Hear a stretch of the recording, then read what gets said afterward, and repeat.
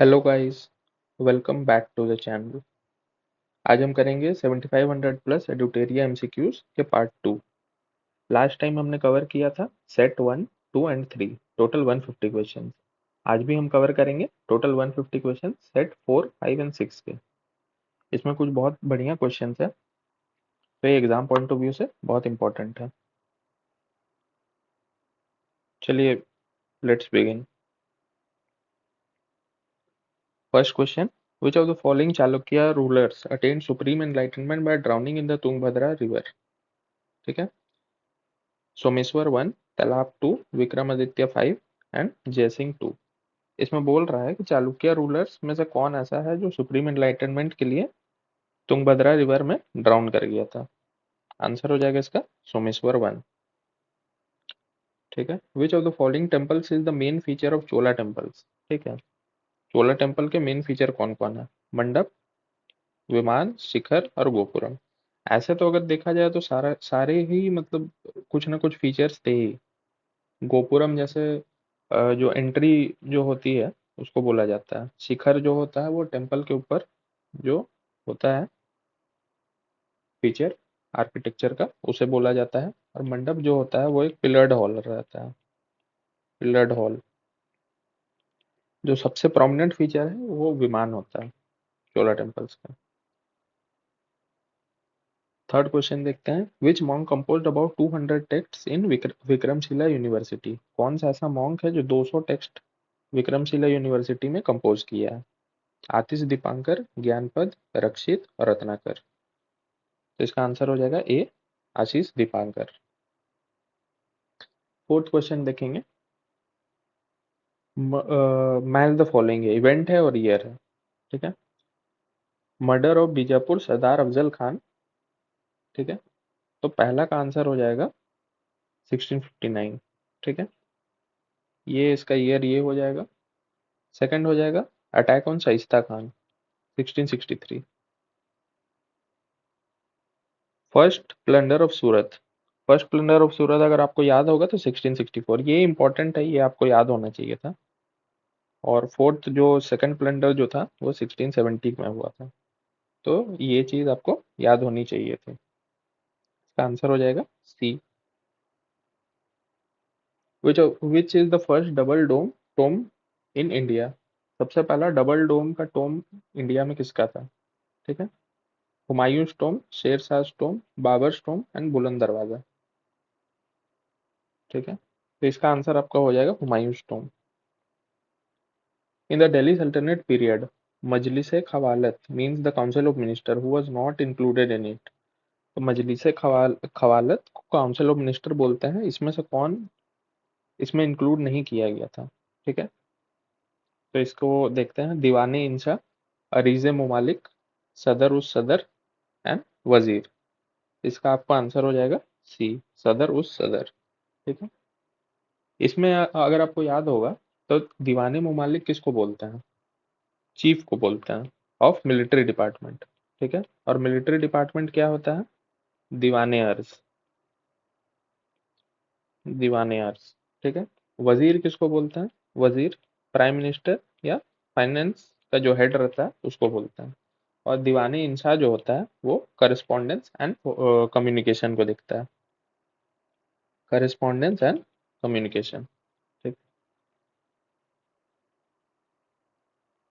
Seventh question में आते हैं, Charaka Samhita is divided into how many chapters.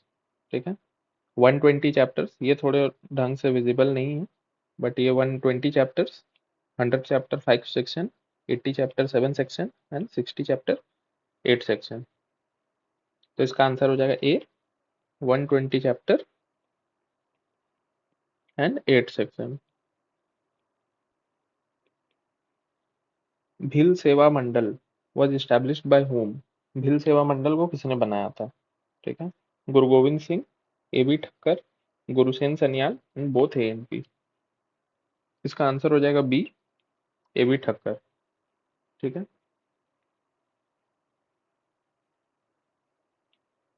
consider the following statements, the prime minister of britain at the time of the revolt of 1857 was palmerston। ठीक है, तो ये तो आपको पता होना चाहिए। पहला स्टेटमेंट सही है, ठीक है। उसके बाद the governor general of India at the time of revolt of 1857 was Lord Canning, तो ये भी आपको पता होना चाहिए, उस समय लॉर्ड कैनिंग ही थे। The war correspondent at the time of the revolt of 1857 was W H Russell, ये उतना इंपॉर्टेंट नहीं है, ये बहुतों को नहीं पता है, बट ये सही है। War correspondent W H Russell ही थे, तो तीनों स्टेटमेंट सही है। अगर आपको पहला और दूसरा भी अगर पता होता तो आप इसको और इसको एलिमिनेट कर देते और 1 और 2 तो आप गेस कर सकते थे। द बुक सारे Jahan Se Accha has been written by whom, कौन लिखा था सारे जहां से अच्छा, तो ये अगर आपको पता होगा, मोहम्मद इकबाल, ये बहुत इजी क्वेश्चन था और एग्जाम्स में हमेशा पूछा जाता है। Who said literacy in itself is not education, literacy in itself is not education, कौन बोले थे? जवाहरलाल नेहरू, बी आर अम्बेडकर, महात्मा गांधी और गोपाल कृष्ण गोखले। इसका आंसर हो जाएगा C, Mahatma Gandhi. Who declared direct action day, direct action day कौन डिक्लेयर किए थे? मोहम्मद अली जिन्ना, को याद होगा, direct action day Mohammad Ali Jinnah ही किए थे। अच्छा, आप कमेंट सेक्शन में बताइएगा डायरेक्ट एक्शन डे किस किस डेट को हुआ था, यह बताइएगा। In which area did the riots that arose during the quit India movement take place on large scale, कहाँ पे क्विट इंडिया मूवमेंट का राइट वगैरह लार्ज स्केल में हुआ था, ठीक है। यूनाइटेड प्रोविंस, बिहार, मद्रास या गुजरात, ये अगर आपको पता होगा यूनाइटेड प्रोविंस में हुआ था। In which year was Mahatma Gandhi book Hind Swaraj written, ये बहुत इंपॉर्टेंट है, आप बताइएगा कमेंट सेक्शन में कि गांधी जी के बुक्स का क्या क्या नाम है, ठीक है। ये एग्जाम्स में पूछे जाते हैं। 1909, 1915, 1919 एंड 1922, इसमें से किस ईयर में गांधी जी ने हिंद स्वराज को लिखा था? इसका आंसर हो जाएगा ए, 1909, ठीक है। Who chaired the commission that drafted the Indian penal code which was enacted in 1860, IPC जो बना है 1860 में, उसको कौन ड्राफ्ट किए थे? Lord Canning, Lawrence, William Bentinck या लॉर्ड मकॉले? तो अगर आपको पता होगा, इसका आंसर हो जाएगा lord Macaulay. In whom has the Indian Constitution vested the executive powers of the central government, Indian constitution executive powers of central government किसके पास वेस्ट किए हैं, ठीक है। सबसे पहला है president of India, prime minister of India, union cabinet या governor, ठीक है। तो इसका आंसर हो जाएगा आपका ए, प्रेसिडेंट ऑफ इंडिया, ठीक है। प्रेसिडेंट को पावर मिलता है फ्रॉम आर्टिकल 53, एग्जीक्यूटिव पावर्स उसको मिलते हैं, ठीक है। नेक्स्ट क्वेश्चन 17 में आएंगे। Where has the promotion of international peace and security been mentioned in the constitution of India, international peace and security constitution of India में कहाँ पे मेंशन्ड है, ठीक है। In the preamble of constitution, in directive principles of state policy, in fundamental duties या in 9 schedule? ये बहुत easy सवाल है, डायरेक्टिव प्रिंसिपल्स में मेंशन्ड है इंटरनेशनल पीस, ठीक है। अच्छा, आप कमेंट सेक्शन में बताइएगा किस आर्टिकल में मेंशन्ड है, ठीक है। Why was the Shunglu committee appointed by the prime minister, ठीक है। सुंगलू कमिटी क्यों बनाया गया था प्राइम मिनिस्टर के द्वारा? Option A, to draft the Jan Lokpal bill, to investigate the allegations of corruption in conduct of Commonwealth games, to investigate the telecom scam, to investigate phone tapping in the corporate lobbyist scam, ठीक है। तो इसका answer हो जाएगा B, investigate elections Commonwealth games के लिए, ठीक है। A simple bill can be voted upon in a joint sitting of both the houses of parliament if one house keeps it with itself without passing it for how many months, ठीक है। Simple bill जो होता है वो joint sitting में अगर एक house अपने पास रख लेता है तो फिर वो कितने समय तक बिना पास किए अपने पास रख सकता है, ठीक है। 4 महीना, 5 महीना, 6 महीना, 9 महीना, ठीक है। आंसर हो जाएगा इसका 6 मंथ, ठीक है। इससे आप याद कर सकते हैं कि जो जॉइंट सिटिंग जो होता है ना, जॉइंट सिटिंग कहाँ कहाँ पे मेंशन्ड है? दो जगह मेंशन्ड है, आर्टिकल 87 में मेंशन्ड है जो कि प्रेसिडेंशियल एड्रेस के समय पे होता है, और एक जब डेडलॉक हो जाता है, लेजिस्लेटिव डेडलॉक, तो उस समय पे होता है। ठीक है, तो इस पे आपका आर्टिकल 108 से आप याद कर सकते हैं कि कौन कौन से सिचुएशन में ये जॉइंट सिटिंग को बुलाया जाता है। अगर 6 मंथ से लैप्स हो जाता है तो बुलाया जा सकता है।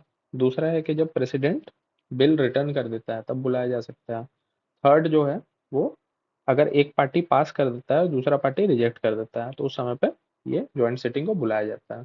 ठीक है, जॉइंट सिटिंग एक्सेप्शन है फॉर 2 बिल्स। ठीक है, कॉन्स्टिट्यूशनल अमेंडमेंट बिल के समय आप जॉइंट सिटिंग नहीं बुला सकते हैं, और मनी बिल के समय आप जॉइंट सिटिंग नहीं बुला सकते हैं। तो ये सब आपको पता होना चाहिए। ठीक है, आगे बढ़ते हैं क्वेश्चन 20 में। PIL can be filed by whom? PIL, public interest litigation, कौन फाइल कर सकता है? Any person, any advocate, any respected leader, या any person whose right have been infringe. ठीक है, किसी जिस इंसान का राइट इन्फ्रिंज होता है। तो ये आपको पता होगा कि जिसका राइट इन्फ्रिंज होता है वो फंडामेंटल राइट के थ्रू रिट्स के द्वारा ये करता है, तो ये तो नहीं होगा। एनी रिस्पेक्टेड लीडर, ये बहुत वेग ये है। एनी एडवोकेट, तो एडवोकेट भी नहीं करता। एनी पर्सन कर सकता है PIL फाइल। ठीक है, अब PIL आपको अगर याद होगा तो PN भगवती जी के द्वारा किया हुआ था, स्टार्ट किया हुआ था। इसका ओरिजिन 1960s में हुआ था। यूएस, ओरिजिन यूएस में हुआ था। ठीक है, in which article has the reservation for schedule caste and schedule tribe been provided in panchayati raj institution? तो कौन से आर्टिकल में रिजर्वेशन वाला वो दिया हुआ है, प्रोविजंस दिया हुआ है? आर्टिकल 243B, 243E, 243D और 243G। तो ये बहुत इंपॉर्टेंट सवाल है, ये आपको पता होना चाहिए। ठीक है, इसका आंसर हो जाएगा B, 243D। ठीक है, आप इससे याद कर सकते हैं PRI। ठीक है, PRI में जितनी कमिटीज है तो इसको हम लोग याद किए हैं, बैग LTG। ठीक है, बलवंत राय मेहता, अशोक मेहता, GVK राव, LM सिंघवी, थंगोन और जी से गाडगिल। ठीक है, तो ये आप याद कर सकते हैं, ये आपका हो जाएगा। अब बलवंत राय मेहता 1957 में बना था, अशोक मेहता 77 में, GVK राव 85 में, LTG जो है LM सिंघवी, ठीक है, 86 में, थंगोन जो है वो 89 में, और लास्ट में गाडगिल जो है वो आपका 88 में बना था। ठीक है, तो ये आप याद कर सकते हैं। उसके बाद आप आर्टिकल्स देख सकते हैं कि 243G में पावर्स वगैरह मेंशन्ड है। ठीक है, 243B जो है, बी में आपका कॉन्स्टिट्यूशन मेंशन्ड है, कॉन्स्टिट्यूशन ऑफ ग्राम सभा। 243A जो है उसमें आपका ग्राम सभा मेंशन्ड है। 243E जो है उसमें आपका ड्यूरेशन मेंशन्ड है। ठीक है, और कुछ इंपॉर्टेंट जो है, 243I जो है उस पर आपका फाइनेंस कमीशन मेंशन्ड है। 243K जो है उसमें इलेक्शंस मेंशन्ड है। तो ये सब कुछ इंपॉर्टेंट ये पॉइंट्स हैं जो कि इस ये से आप रिवाइज कर सकते हैं। ठीक है, आगे बढ़ेंगे 22 नंबर क्वेश्चन में। Which rock is formed in the inner part of the earth due to high heat and pressure? कौन सा ऐसा पत्थर है या रॉक है जो कि हाई हीट और प्रेशर के चलते बनता है? ठीक है, igneous rock, volcanic rock, sedimentary rock and metamorphic rock.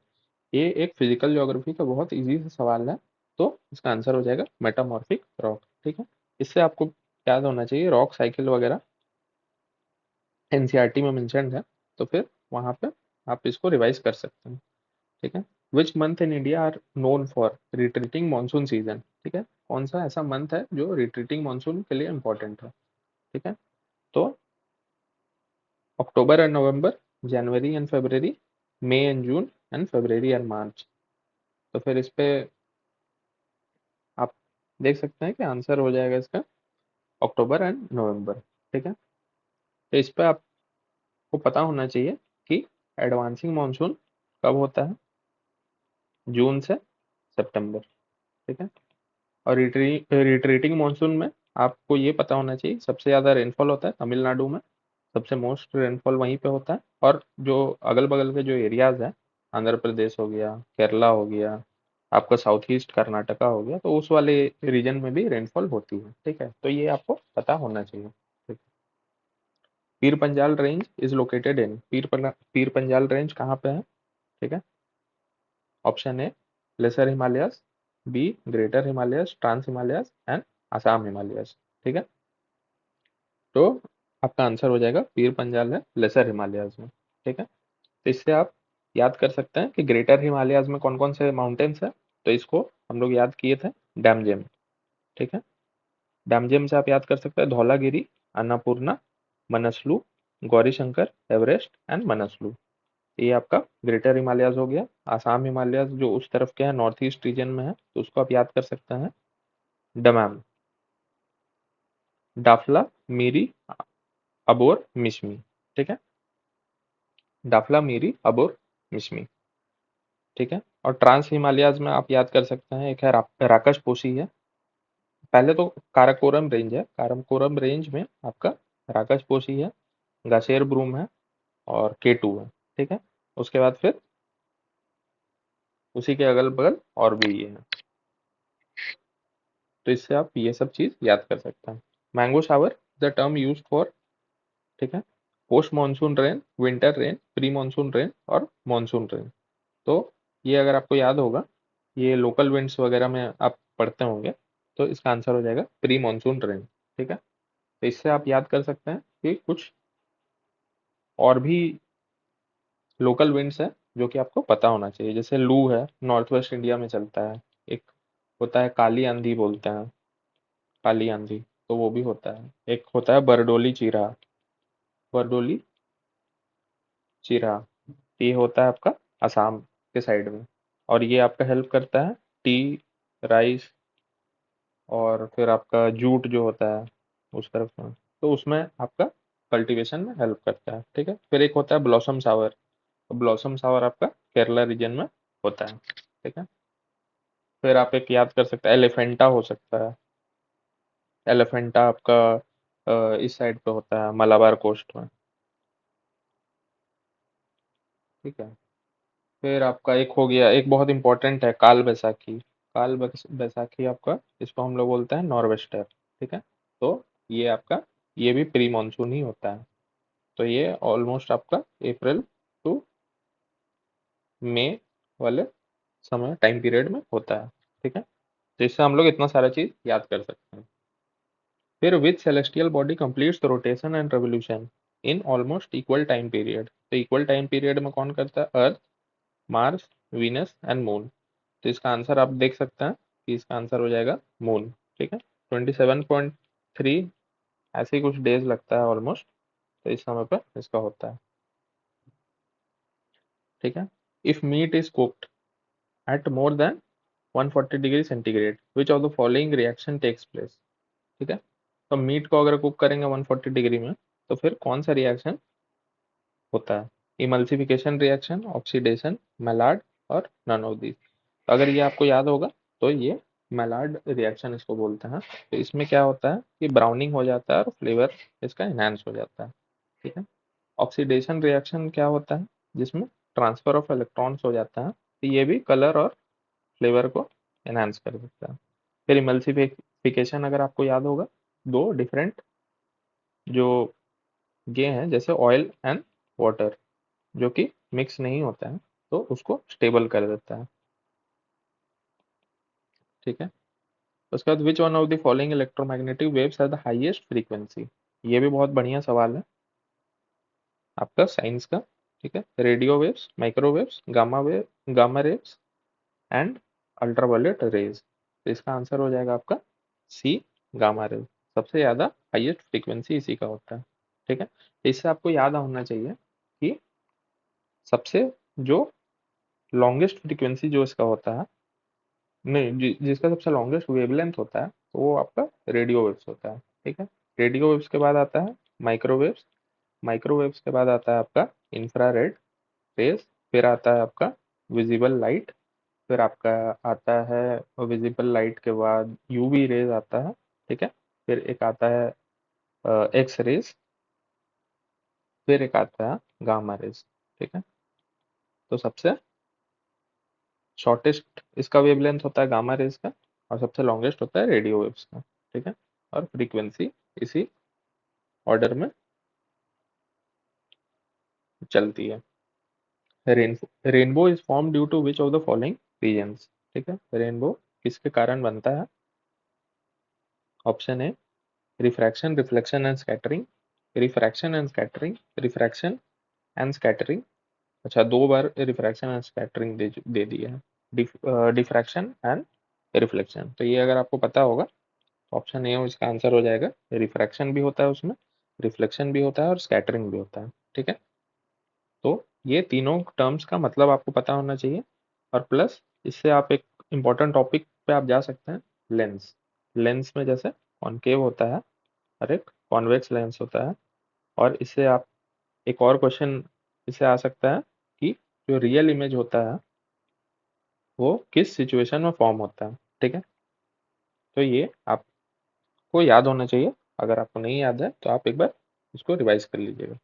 ठीक है, which of the following synthetic fibres is generally used in the manufacture of bullet proof jackets. ठीक है, रेयन, विनियन, सारान और केवलार। तो अगर ये आपको पता होगा केवलार, ये बहुत इंपॉर्टेंट क्वेश्चन है, और ये हमेशा पीवाईक्यूज में पूछा जाता है साइंस में। In the reaction of any anti sublimation dash is converted into. ठीक है, तो किस चीज को कन्वर्ट किया जाता है? ठीक है, dash is converted into dash, gas and solid, solid and gas, liquid and gas and gas and liquid. तो इसका आपका आंसर हो जाएगा ए, गैस एंड लिक्विड। ठीक है, एंटी सब्लिमेशन में आपका जो होता है gas is converted into solid. ठीक है, dash is used in breath test to check drunken drivers, liquid nitrogen, sodium chromate, potassium dichromate and lithium dichromate. तो जो दारू वारू जो पी लेता है तो फिर उसका जो टेस्ट होता है, जो ब्रेथ टेस्ट होता है, तो वो किस केमिकल से उसका होता है? तो वो होता है पोटेशियम डाइक्रोमेट से। ठीक है, brucellosis disease is caused by bacteria, virus, fungi या प्रोटोजोआ। ब्रुसियोलिस डिजीज किससे कॉज होता है? ठीक है, तो इसका आपका आंसर हो जाएगा ए, बैक्टीरिया। ठीक है, तो इससे आप एक और चीज रिवाइज कर सकते हैं कि बैक्टीरिया से कौन कौन सा ये होता है, डिजीज होता है। तो आप टीबी होता है, निमोनिया होता है, टेटनस भी होता है, एक कोलेरा होता है, और आपका सेक्सुअली ट्रांसमिटेड इन्फेक्शन वगैरह भी आपका बैक्टीरिया से हो जाती है। ठीक है, वायरस बहुत इजी होता है, वायरस में आपको पता होना ही चाहिए। वायरस इजी होता है। अच्छा, फंगाई का अगर हम लोग देख लें तो फंगाई में आपका रिंगवर्म वगैरह होता है, फिर एथलीट्स फुट एक होता है, जॉ किच वगैरह होता है, फिर यीस्ट का जो होता है, तो फिर ये सब आपका फंगाई के अंदर आ जाता है। तो मोस्टली यही पूछते हैं कि वो किससे कॉज होता है, बैक्टीरिया, वायरस, फंगाई किससे होता है। ठीक है, approximately how many grams of magnesium are present in the normal adult human body. ठीक है, कितना ग्राम्स ऑफ मैग्नीशियम होता है ह्यूमन अडल्ट बॉडी में? ठीक है, 10 grams, 15 grams, 20 grams and 25 grams. ठीक है, तो इसका आंसर हो जाएगा 25 grams. Micro organisms work to produce which of the following from dead plants. ठीक है, माइक्रो ऑर्गेनिज्म डेड प्लांट से क्या प्रोड्यूस करता है? ठीक है, mushroom, sand, would and humus. ये बहुत इजी सवाल है, इसका आंसर हो जाएगा ह्यूमस। ठीक है, in amoeba digestion of food takes place in. ठीक है, अमीबा में डाइजेशन ऑफ फूड कहाँ पे होता है? Food vacuole, pseudopodia, chloroplast and mitochondria. तो इसका आंसर हो जाएगा ए, फूड वैक्यूल। ठीक है, क्लोरोप्लास्ट फूड मेकिंग में काम करता है, माइटोकॉन्ड्रिया पावर हाउस होता है, और ये जो सूडोपोडिया जो बोलते हैं, तो सूडोपोडिया आपका शायद फेक लेग्स को बोलता है। सूडोपोडिया शायद फेक लेग्स को बोलता है, एक स्ट्रक्चर होता है उसको बोलते हैं फेक लेग्स। ये शायद मूवमेंट या कुछ उसी में काम करता है, मूवमेंट वगैरह में, सेल के अंदर ही अगर मूवमेंट वगैरह कुछ होता है तो उसमें काम करता है। Which hormone plays an important role in the reabsorption of water. तो रीएब्जॉर्प्शन ऑफ वाटर में कौन सा ऐसा हार्मोन है जो कि काम करता है? ठीक है, वैसोप्रेसिन, ऑक्सीटोसिन, रिलैक्सिन एंड सोमैरोस्टेटिन। इसका आंसर हो जाएगा आपका, इसका आंसर हो जाएगा आपका ए, वैसोप्रेसिन। ठीक है, ऑक्सीटोसिन अगर आपको याद होगा तो ऑक्सीटोसिन आपका वुमेन के ये में काम करता है, प्रेगनेंसी में ये काम करता है। फिर एक होता है एस्ट्रोजन, ये भी वुमेन रिलेटेड ही हार्मोन है ये। और फिर आपका सोमैरोस्टेटिन हो गया। सोमैरोस्टेटिन में आपका ये जो केमिकल होता है वो आपका पैनक्रियाज से एक्सक्रीट करता है। ठीक है, पैनक्रियाज के डेल्टा सेल से इसको एक्सक्रीट किया जाता है। ठीक है, सोमैरोस्टेटिन। ठीक है, और जो रिलैक्सिन होता है वो आप वर्ड से ही पकड़ सकते हैं कि ये रिलैक्स करता है, मतलब बॉडी को थोड़ा रिलैक्स कर देता है। How many arteries are found in the umbilical cord? Umbilical cord में कितनी आर्टरीज पाई जाती है? ठीक है, अगर ये आपको पता होगा, हाँ, इसमें 2 आर्टरीज। ठीक है, which of the following is not a function of medulla oblongata? ठीक है, मेड्यूला ऑब्लोंगाटा जो होता है तो उसका कौन सा फंक्शन नहीं है? Controlling blood pressure, controlling heart beat, controlling metabolism and muscle contraction. तो ये अगर आपको पता होगा तो मसल कॉन्ट्रैक्शन इसमें नहीं होता है, इसमें ब्लड प्रेशर, हार्ट बीट और मेटाबॉलिज्म जो कि इनवॉलेंटरी जो होते हैं उस चीज को ये कंट्रोल करता है। ठीक है, तो इससे अगर आपको याद आना चाहिए कि आपका एक होता है सेरेब्रम और एक होता है सेरेबेलम। ठीक है, सेरेबेलम जो होता है वो आपके एक्टिविटीज को कोऑर्डिनेट करता है। ठीक है, और जो सेरेबेलम होता है वो आपका कॉग्निटिव एक्टिविटीज के लिए रिस्पॉन्सिबल होता है। ठीक है, तो ये सब कुछ चीज़ है जो आपको पता होना चाहिए। और फिर ये सब जो होता है हाइंड ब्रेन, इसकी क्या फंक्शंस है? मिड ब्रेन, इसकी क्या फंक्शंस है? और जो होता है फोर ब्रेन, इसकी क्या फंक्शंस है? तो ये आपको पता होना चाहिए। ठीक है, एग्जाम में ये सब पूछे जाते हैं। Otto von Guericke was famous for which invention in the 17th century? तो ये जो ऑटो वॉन ग्यूरिके है ये 17th सेंचुरी में कौन से इन्वेंशन के लिए फेमस थे? Diesel engine, air pump, jet engine या फ्लोरेसेंट इलेक्ट्रिक लैम्प? इसका आंसर हो जाएगा एयर पंप। ठीक है, the surplus earned by production other than land in the short run is called.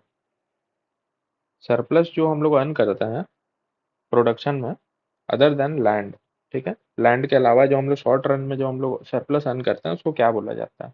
ठीक है, economic rent, net rent, quasi rent या super normal rent? ठीक है, इसका आंसर हो जाएगा सी, क्वाजी रेंट। ठीक है, IMF, IMF is the result of which of the following conferences? तो आईएमएफ किस कॉन्फ्रेंसेस का रिजल्ट है? ठीक है, इसका अगर आपको पता होगा इसका आंसर हो जाएगा डी, ब्रेटन वुड। ठीक है, आप बताइएगा कि आईएमएफ कौन से ईयर में बना था, कमेंट सेक्शन में। Who among the following is known as the practical side of Chipko Chipko movement? ठीक है, चिपकू मूवमेंट का कौन प्रैक्टिकल मतलब कौन इसके लीडर थे, बोलना यही चाह रहा है। ठीक है, प्रैक्टिकल साइड में तो ये अगर आपको पता होगा, कॉमरेड गोविंद सिंह रावत। ठीक है, ये भी एक बहुत इंपॉर्टेंट फिगर है, सुंदरलाल बहुगुणा।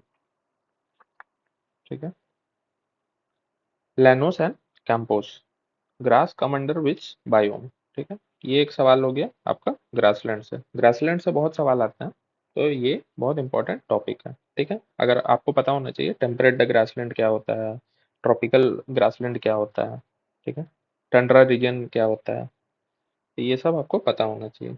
तो लैनोस एंड कैंपोस अगर आपको पता होगा तो ये आपका ट्रॉपिकल बायोम में आता है। ठीक है, ट्रॉपिकल ग्रासलैंड होता है। अगर आपको याद होगा नॉर्थ अमेरिका में प्रेरीज होता है। ठीक है, नॉर्थ अमेरिका में प्रेरीज होता है जो कि ट्रॉपिकल ग्रासलैंड है। फिर साउथ अमेरिका में ये आपका आ जाता है कैंपोस, लानोस एंड पैम्पास। ठीक है, तो इसमें आपका जो पैम्पास है वो टेम्परेट होता है। ठीक है, टेम्परेट ग्रासलैंड है। फिर आपका जो अफ्रीका हो गया, तो अफ्रीका में आपका वेल्स होता है। ठीक है, वेल्स भी आपका टेम्परेट ग्रासलैंड है। फिर आपका एशिया रीजन में एक होता है पुस्ताज। ठीक है, पुस्ताज शायद आपका स्पेन वगैरह साइड, यूरोप में कहीं पे होता है, पोर्चुगल वगैरह साइड कहीं पे होता है शायद, याद नहीं आ रहा। ठीक है, तो वो आपको पता होना चाहिए। स्टेपीज आपको पता होना चाहिए। फिर एक आपका मंचूरिया ग्रासलैंड होता है, वो आपको पता होना चाहिए। फिर ऑस्ट्रेलिया हो गया, ऑस्ट्रेलिया में आपको पता होना चाहिए डाउन्स। ठीक है, कमेंट सेक्शन में आप बताइए कि डाउन्स ट्रॉपिकल है या टेम्परेट ग्रासलैंड है। तो ये सारा चीज़ आपको पता होना चाहिए, एग्जाम पॉइंट ऑफ व्यू से बहुत इंपॉर्टेंट है। ठीक है, which of the following is example of terrestrial biome. ठीक है, टेरेस्ट्रियल बायोम का एग्जाम्पल इसमें से कौन सा है? ठीक है, टाइगा हो गया, एस्टुअरी हो गया, केल्प फॉरेस्ट हो गया और कोरल रीफ हो गया। ठीक है, इसका आंसर हो जाएगा टाइगा, टेरेस्ट्रियल बायोम। बाकी सब तो ये वाटरी है, मतलब एस्टुअरी भी जो होता है उसमें पानी होता है, कोरल रीफ भी जो होता है पानी होता है, केल्प फॉरेस्ट भी जो है वो भी इसी तरह का कुछ होता है। ठीक है, 46, what is the motto of 18th conference of G20? ठीक है, G20 का 18th कॉन्फ्रेंस का मोटो क्या है? ये अगर आपको पता होगा, ये आपका आंसर हो जाएगा one earth, one family and one future. ठीक है, तो इससे अगर आपको एक और चीज याद होना चाहिए कि G20 के टोटल कौन कौन से मेंबर्स है। ठीक है, तो इसको आप याद कर सकते हैं निमोनिक से कि गुरुजी, सीता अब एसएससी में काम करती है। ठीक है, तो इससे आप याद कर सकते हैं, जी से आपका जर्मनी हो जाएगा, यू से आपका यूएस हो जाएगा, आर से रशिया हो जाएगा, यू से यूके हो जाएगा, जे से जापान हो जाएगा, आई से इंडिया हो जाएगा। फिर एस से आपका साउथ अफ्रीका आप याद कर सकते हैं, आई से इटली हो जाएगा, टी से टर्की हो जाएगा, ए से अर्जेंटीना हो जाएगा। फिर ए से अगर आप देखेंगे ब्राज़ील हो जाएगा, सॉरी ब्राज़ील बोल रहा, अर्जेंटीना हो जाएगा। बी से ब्राज़ील हो जाएगा। एस से आप याद कर सकते हैं साउथ, सऊदी, हाँ सऊदी एक हो जाएगा, सऊदी। फिर एक हो जाएगा आपका साउथ कोरिया हो जाएगा। ठीक है, फिर एक आपका कनाडा हो जाएगा। अच्छा सॉरी, एसएससी के बाद एक आता है आपका एफसीआई। ठीक है, गुरुजी सीता अब एसएससी एफसीआई में काम करती है, तो एफ से आपका हो जाएगा फ्रांस। ठीक है, एफ से हो जाएगा आपका फ्रांस, सी से हो जाएगा चाइना। ठीक है, आई से एक बार आप और इंडिया याद कर सकते हैं, आई मतलब एडिशनल डाल दिया गया है। फिर एम से आप याद कर सकते हैं मेक्सिको, और ई से याद कर सकते हैं ईयू, यूरोपियन यूनियन। तो ये आप एक ट्रिक है, उससे आप सारे मेंबर्स को इजीली याद कर सकते हैं। थोड़ा प्रैक्टिस करने के बाद ये हो जाता है। Which one of the following is not a dimension of human development index? Human development index का कौन कौन सा डायमेंशन नहीं है? ठीक है, ability to live a long and healthy life, ability to acquire knowledge, attain good standard of living and access to clean environment. तो ये गुड स्टैंडर्ड ऑफ लिविंग तो आपके पास होना ही चाहिए, नॉलेज भी आपके पास होना चाहिए और हेल्दी लाइफ होना चाहिए। एक्सेस टू क्लीन इन्वायरमेंट ये आपका डायमेंशन नहीं आता है एसडीआई में। In which year the intensive district agriculture programme was started? 1960, 61, 61, 62, 62, 63 and 63, 64। Intensive district agriculture programme कब स्टार्ट किया गया था? ठीक है, तो इसका आंसर हो जाएगा ए 1960, 61। State government share in total capital of RRB. ठीक है, आरआरबी में आपका स्टेट बैंक का, स्टेट गवर्नमेंट का कितना परसेंट का वो रहता है, कैपिटल शेयर रहता है? ठीक है, 50%, 30%, 15%, 35%। तो ये अगर आपको पता होगा तो 15% शेयर होता है। टोटल आरआरबी में आपका तीन तीन उसके ये रहता है। 50% जो है वो सेंट्रल गवर्नमेंट देती है, 35% जो है वो स्पॉन्सर बैंक देती है, और 15% जो है वो आपकी स्टेट जो है, स्टेट गवर्नमेंट वो देती है। ठीक है, तो ये एक बहुत इंपॉर्टेंट थीम था। ठीक है, इकोनॉमी पॉइंट ऑफ व्यू से ये बहुत इंपॉर्टेंट है।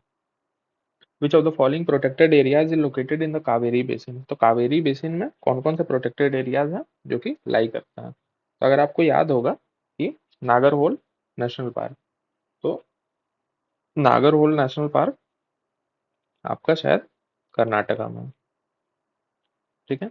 वायनाड हो जाएगा, वो शायद आपका केरला में पड़ता है। और सत्यमंगलम, अच्छा, पापीकोंडा एक हो गया आंध्र प्रदेश में, तो पापीकोंडा शायद इसमें नहीं आता है, ठीक है। तो इसका अगर टू एलिमिनेट करते हैं तो आंसर इसका हो जाएगा 1, 3 और 4, ठीक है। कावेरी बेसिन में कौन कौन सा पड़ता है, और पापीकोंडा आपका गोदावरी बेसिन में पड़ेगा, ठीक है। आंध्र प्रदेश का वो जो रीजन है वो आपका उसी जगह पे पड़ेगा, ठीक है। तो इससे आपको फिर इसमें वो याद होना चाहिए कि गोदावरी बेसिन में कौन कौन से वो है, क्या नाम है, उसके ट्रिब्यूटरीज क्या क्या है, ठीक है। ट्रिब्यूटरीज अगर आप लोग ने पढ़ा है तो आपको याद होना चाहिए। जैसे मैंने उसका डीपी, पीडब्ल्यूडब्ल्यू,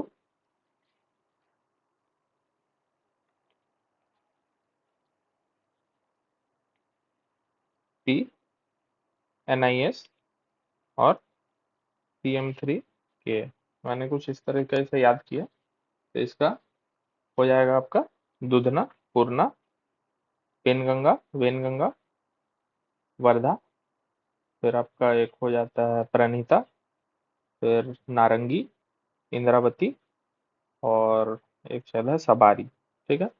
और नीचे वाले जो ट्रिब्यूटरीज हैं उसको मैंने PM3 के ये से याद किए हैं, जो राइट बैंक ट्रिब्यूटरीज हैं। तो PM3 के में आपको आ जाएगा प्रवरा, मूला, मंजरा, और एक मनेर, ठीक है। और के से किन्नर सैनी।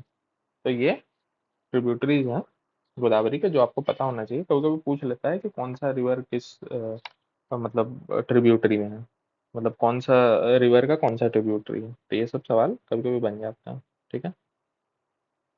फैक्ट्स टू रिमेम्बर देख लेते हैं। मेहरगढ़, कोल्डिवा, पैलियोलिथिक, नियोलिथिक, ये बेसिकली IBC वगैरह ही से रिलेटेड है। IBC और वो जो लेटर वैदिक पीरियड, वैदिक एज, उससे तो ये आप देख सकते हैं।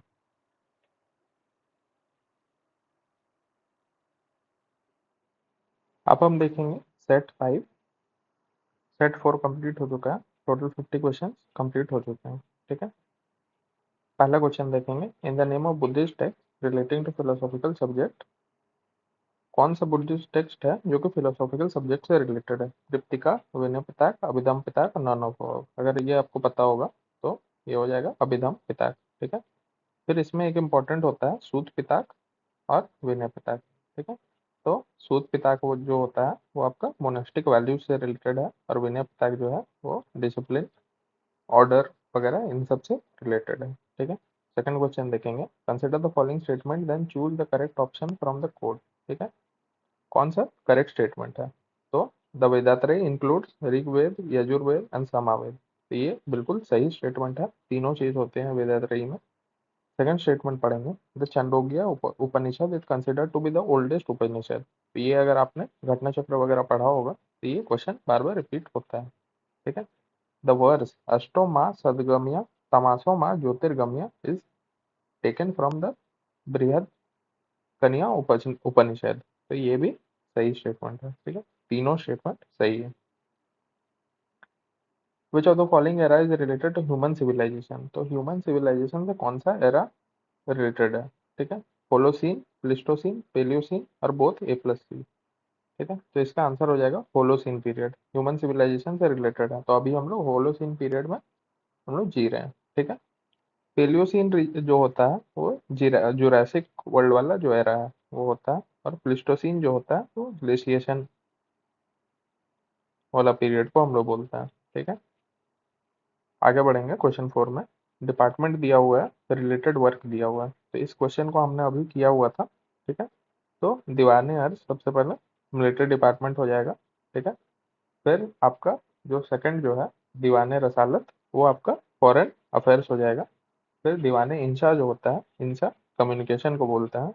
ओ सॉरी, दीवाने इंशा आपका कम्युनिकेशन हो जाता है, विजारत जो होता है वो फाइनेंस को बोलता है। ठीक है, हमने लास्ट ये में पढ़ा था कि अ, वजीर जो होता है वो प्राइम मिनिस्टर या फाइनेंस का जो हेड होता है उसको बोलता है। तो हम लोग वहां से लिंक कर सकते हैं कि वजीर विजारत ये उसी में उसी का होगा।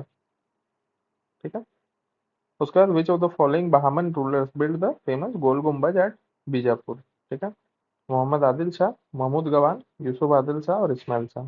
तो गोल गुम्बज को कौन बनाया था? इसका आंसर हो जाएगा मोहम्मद आदिल शाह। ठीक है, what does the sultanate word biswa mean? Biswa का क्या मतलब है? Gold coin, silver coin, copper unit या लैंड मेजरिंग यूनिट?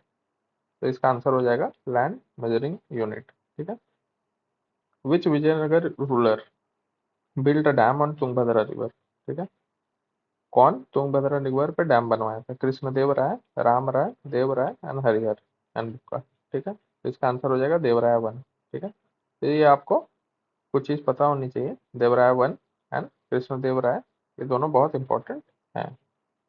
जब भी विजयनगर से अगर क्वेश्चन बनता है तो ये तीनों से क्वेश्चन बनेगा, कृष्णदेव राय, देवराय वन और हरिहर एंड बुक्का।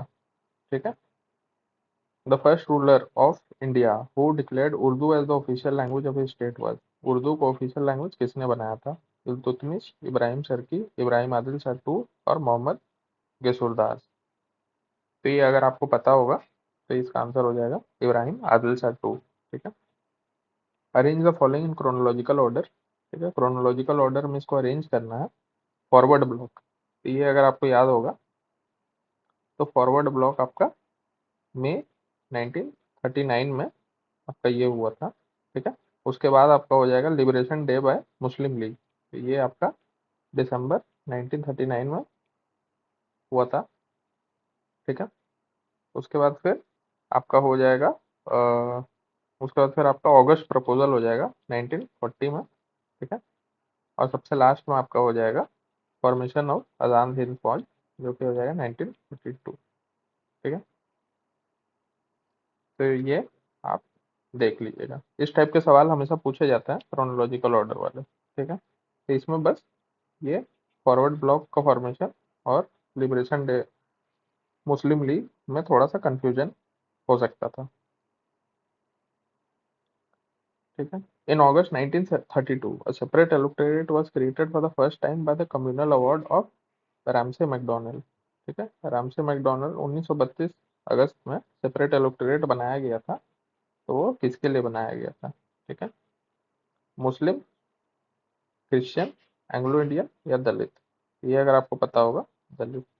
ये गांधी जी, अंबेडकर, इन लोगों के बीच में एक पैक्ट भी हुआ था, तो उसके थ्रू ये बनाया गया था। ठीक है, इससे आपको दो चीज याद रहनी चाहिए। 1919 में सेपरेट इलेक्टोरेट किसको मिला और 1909 में किसको मिला? ये आप कमेंट सेक्शन में बताइएगा कि 1909 में किसको सेपरेट इलेक्टोरेट मिला और 1919 में किसको मिला। ठीक है, in whose time did the last major expansion of British India territory take place? किस समय पे आखिरी मेजर एक्सपेंशन ब्रिटिश इंडिया का हुआ था? डफरिन, लिटन, कर्जन और लॉर्ड डलहौजी? तो ये अगर आपको पता होगा तो लॉर्ड डलहौजी के समय हुआ था। तो when did government of India promulgate the famine code to prevent families and to help famine victims? ठीक है, तो इसका 1879, 1881, 1883 एंड 1885। तो इसका आंसर हो जाएगा सी, 1883। ठीक है, हु लेड द शराबबंदी मूवमेंट ऑफ 1922? तो इससे आप दो चीज याद कर सकते हैं, शराबबंदी मूवमेंट 1922 में हुआ था। अब इसको कौन ये किए थे? भगत सिंह, चित्तरंजन दास, महात्मा गांधी एंड सरदार वल्लभ भाई पटेल।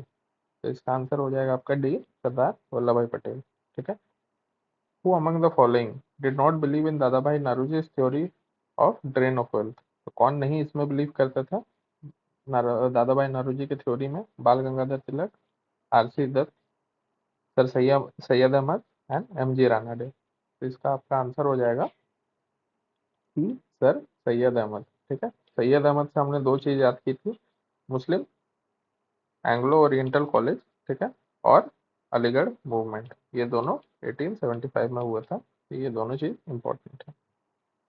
ठीक है, तो 15 नंबर क्वेश्चन देखें, who form the independent labour party. ठीक है, independent labour party, Bhimrao Ambedkar, Gandhi, Jayaprakash Narayan and Firoz Shah Mehta. तो ये अगर आपको याद होगा तो भीमराव अंबेडकर जी ने इसे बनाया था 1936 में। ठीक है, which of the following fundamental right is restricted by preventive detention. तो प्रिवेंटिव डिटेंशन किस ये में आता है, ठीक है, किस राइट में आता है? Right to equality, freedom, exploitation या कॉन्स्टिट्यूशनल रेमेडी। ये अगर आपको याद होगा तो राइट टू फ्रीडम में आता है। ठीक है, अंडर आर्टिकल 22। ठीक है, अच्छा 22 का 3 में आता है, एग्जैक्टली याद नहीं आ रहा है, आप कमेंट सेक्शन में एक बार देख कर बताइएगा कि कौन से इसमें आता है, एग्जैक्ट आर्टिकल उसका कौन सा है। ठीक है, who nominates the chairman of joint parliamentary committee. तो चेयरमैन जॉइंट पार्लियामेंट्री कमेटी का कौन नॉमिनेट करता है? Prime minister, president, vice president और स्पीकर ऑफ लोकसभा। तो इन तीनों का रोल तो कुछ है नहीं, तो इसका आंसर हो जाएगा डी, स्पीकर ऑफ लोकसभा। ठीक है, which constitutional amendment provide for extension of president's rule for 3 years।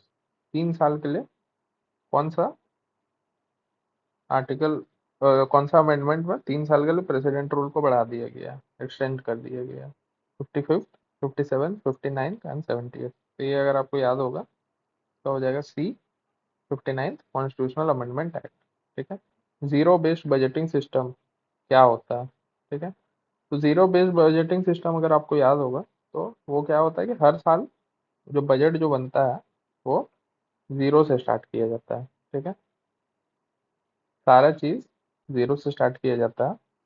ठीक है, तो इसी को बोलते हैं जीरो बेस्ड बजटिंग। तो इसका आंसर हो जाएगा D, on formulation of programmes without taking any reference to the programmes of the previous year. तो लास्ट ईयर का हम लोग डेटा से हम लोग कंपैरिजन नहीं करेंगे, हम लोग जो भी स्टार्ट करेंगे न्यू स्टार्ट करेंगे। ठीक है, उसी को बोलते हैं जीरो बेस्ड बजटिंग, इकोनॉमी में ये इंपॉर्टेंट टर्म है। ठीक है, what protection through the fundamental rights guarantee. Fundamental rights क्या प्रोटेक्शन गारंटी करती है? ठीक है, protection of citizen from exploitation by businessman, freedom of governance of the citizen, security of the country and respect of the citizen. तो fundamental rights guarantee कौन सा protection guarantee करती है? आंसर हो जाएगा B, freedom of governance of the citizens. ठीक है, which of the following pairs is not correctly matched. कौन सा पेयर करेक्टली मैच नहीं है? Article 124, supreme court to be court of record. तो ये पहला ही स्टेटमेंट गलत है। ठीक है, आर्टिकल 124 में सुप्रीम कोर्ट के बारे में दिया हुआ है। ठीक है, इस्टेब्लिशमेंट ऑफ सुप्रीम कोर्ट के बारे में दिया हुआ है, और कोर्ट ऑफ रिकॉर्ड जो है, कोर्ट ऑफ रिकॉर्ड आपका कमेंट सेक्शन में आप बताइए कि कौन से आर्टिकल में आता है। ठीक है, आर्टिकल 132 में आपका अपेलेट ज्यूरिसडिक्शन आ जाता है। ठीक है, एक ओरिजिनल ज्यूरिसडिक्शन होता है, तो वो आपका आर्टिकल 131 के 1 में आता है। 143 में आपका एडवाइजरी ज्यूरिसडिक्शन हो जाता है। 136 में स्पेशल लीव टू अपील हो जाता है। ठीक है, 137 में एक आपका रिव्यू हो जाता है। ठीक है, एंड 144 में आपका binding nature of supreme court के बारे में बोला गया है। ठीक है, ये सब चीज़ आपको पता होनी चाहिए। What are the winds blowing throughout the year between 30 to 35 degree north and south latitude called? तो इसको क्या बोलता है? Westerly, trade wind, monsoonal wind या सी विंड। इसका आपका आंसर हो जाएगा A, westerly wind. Which one of the following is the eastern most peak of the Himalayas. Eastern most peak Himalayas का कौन है? Namcha Barwa, Annapurna, Kanchenjunga and mount Everest. तो ये अगर आपको याद होगा, डैमजेम। ठीक है, अच्छा ईस्टर्न मोस्ट पीक बोल रहा है ना, तो ईस्टर्न मोस्ट पीक में तो आपका नामचा बरवाई आ जाएगा, क्योंकि कंचनजंगा तो इस तरफ हो गया, डैमजम यहाँ हो गया नॉर्थ ईस्ट के साइड में, माउंट एवरेस्ट तो नहीं होता, कंचनजंगा भी नहीं होता, और अन्नपूर्णा भी, अन्नपूर्णा तो यहाँ पे सेंटर में, तो ये भी नहीं होता, तो ईस्टर्न मोस्ट में नामचा बरवाई आएगा। ठीक है।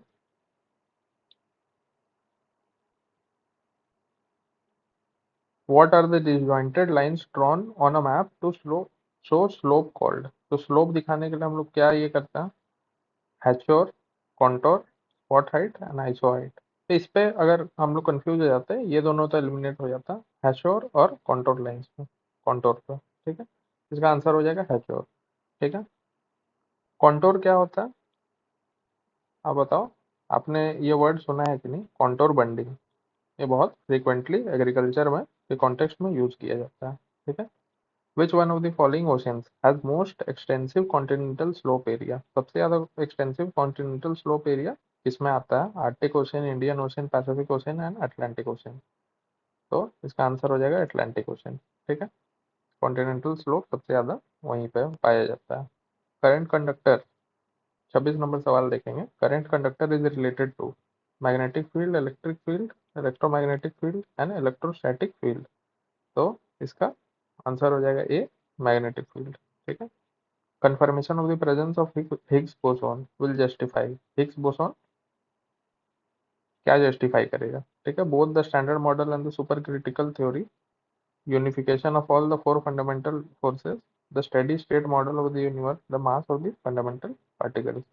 तो ये अगर आपको पता होगा तो हिग्स बोसॉन स्टेडी स्टेट के बारे में बात करता है। ठीक है, steady state of the universe के बारे में बात करता है। ठीक है। अच्छा, आप कमेंट सेक्शन में बताइए कि हिग्स बोसॉन पार्टिकल जो है उसका खोज किसने किया था। ठीक है। An iron sheet kept in the moist air gets rusted. Which of the following is the correct regarding rusting? It is basic element. It is compound mixture of iron and dust. Rust is whose chemical name is ferrous oxide. ठीक है।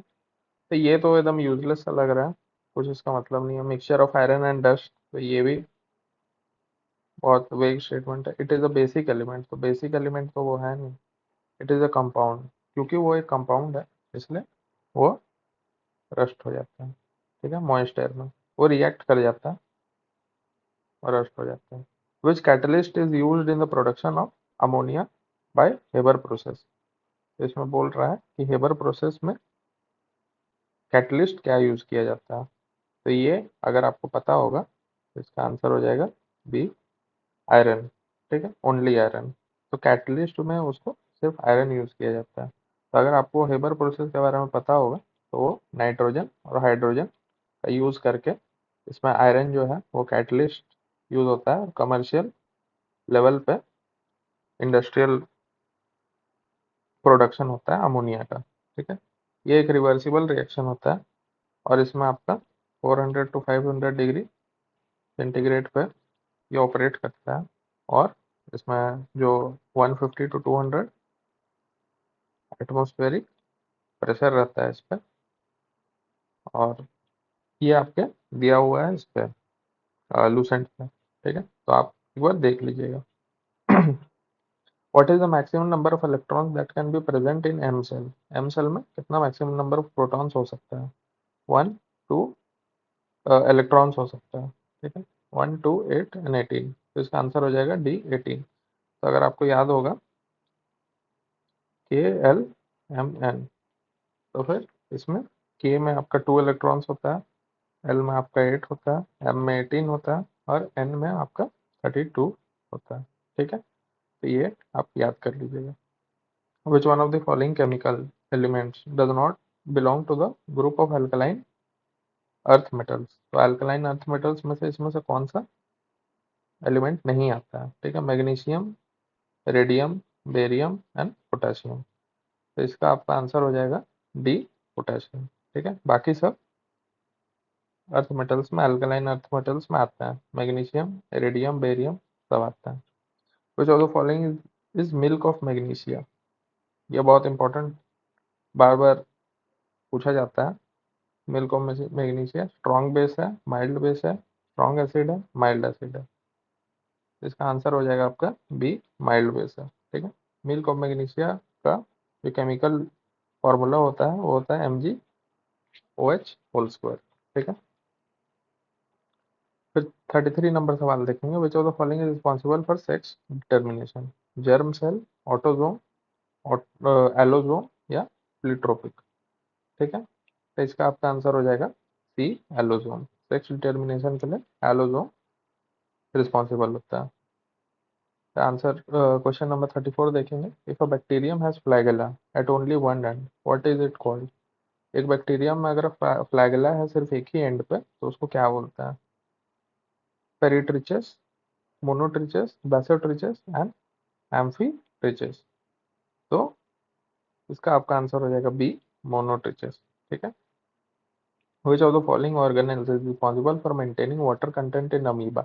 Amoeba में water content maintain करने के लिए कौन सा organelle responsible है? ठीक है, cytoplasm, food vacuole, plasma membrane and contractile vacuole. तो इसका आपका आंसर हो जाएगा डी, कॉन्ट्रैक्टाइल वैक्यूल। ठीक है, फिर cutaneous respiration occurs in bird, human, earthworm और फिशेस। तो ये आपको पता होगा, this is earthworm. Cutaneous respiration क्या होता है? जो रेस्पिरेशन स्किन से होता है। ठीक है, which acid is secreted in digestive system of humans। Digestive system human में कौन सा एसिड फॉर्म होता है? तो ये आपको पता होगा, डी, HCl, हाइड्रोक्लोरिक एसिड। ठीक है, फिर which part of the human brain controls the involuntary action of vomiting. अच्छा, मैंने अभी ऊपर मेंशन किया हुआ था कि mid brain, fore brain, hind brain, ये सब का फंक्शन क्या है, और ये क्वेश्चन आ भी गया। ठीक है, तो इसका आपका इनवॉलेंटरी एक्शंस जो होता है वो हिंड ब्रेन उन एक्टिविटीज को ट्रैक करती है। ठीक है, अब आपका जो मिड ब्रेन होता है, तो मिड ब्रेन आपका इनवॉलेंटरी कुछ एक्शंस को करती है, और जो फोर ब्रेन होता है वो आपका थिंकिंग एंड प्लानिंग को ये करती है। ठीक है, और स्पाइनल कॉर्ड जो है वो इंफॉर्मेशन पहुंचाती है। Which of the following is not found in the plants of pteridophyta group.